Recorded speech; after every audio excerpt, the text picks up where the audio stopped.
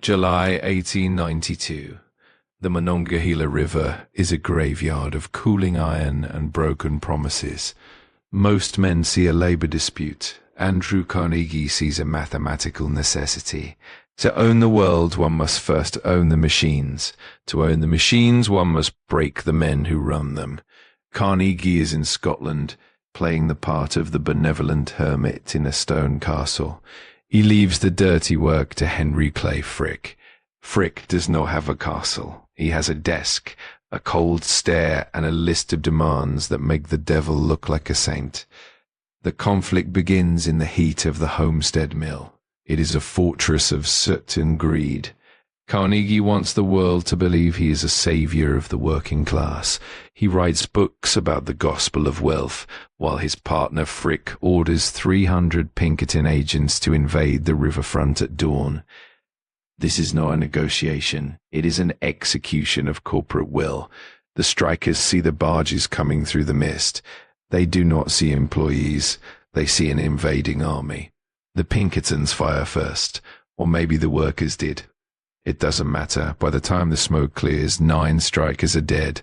The river is stained. Frick watches from his office, calculating the cost per bullet against the savings in wages.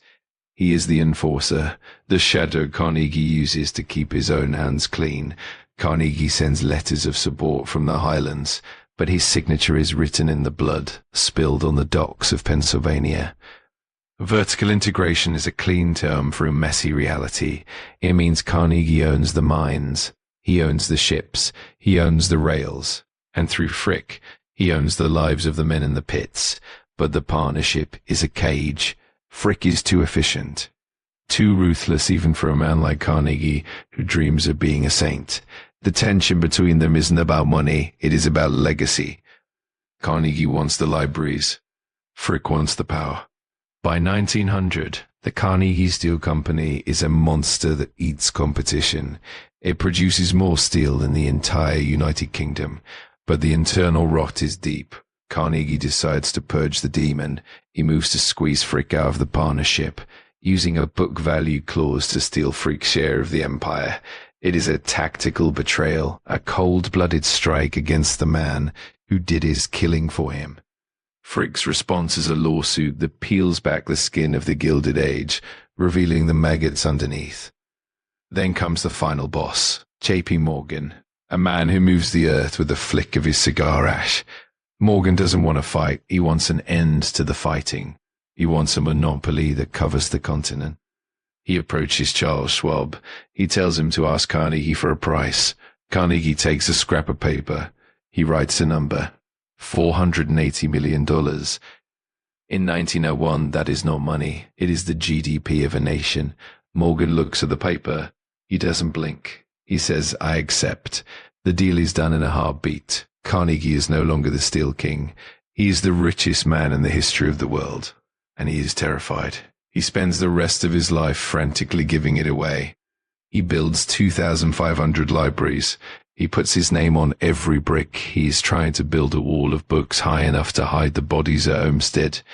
He is trying to buy a seat in heaven with the profit from a hell he created. Frick stays in the shadows. He collects art. He collects grudges. When Carnegie tries to reconcile, sending a letter to meet and talk things over, Frick's reply is a jagged blade of a sentence. Tell Mr. Carnegie I'll meet him in hell, where we are both going. The steel remains, the libraries remain, but the foundation is built on the cold calculus of 2 men who hated each other almost as much as they loved control. This is the reality of the American dream. It isn't a dream at all. It's a ledger, and the ink is always red. The furnace is never truly cool. They just change owners. The Bessemer process turned iron into steel, but the Carnegie process turned men into ghosts. Every library you walk into is a monument to a penance that can never be fully paid. The price of the book was the blood of the striker. The price of the empire was the soul of the architect. Carnegie died in 1919. He gave away $350 million. He left the world a legacy of education and peace. But in the quiet corners of Pittsburgh, where the orange glow of the mills once lit the sky like a false sun, They remember the enforcer. They remember the Pinkertons. They remember that the man who gave the world the key to knowledge first locked the doors of the factory and threw away the lives of the people inside. History is written by the victors, but it is funded by the ruthless. Carnegie bore his way into the history books.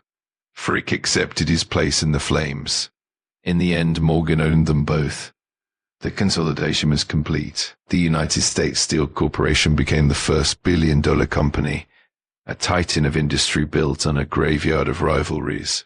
Look at the skyline of any American city. You see the steel, you see the strength. You don't see the broken partnership. You don't see the martyrdom gambit. You just see the result. The cold, hard, unforgiving reality of power.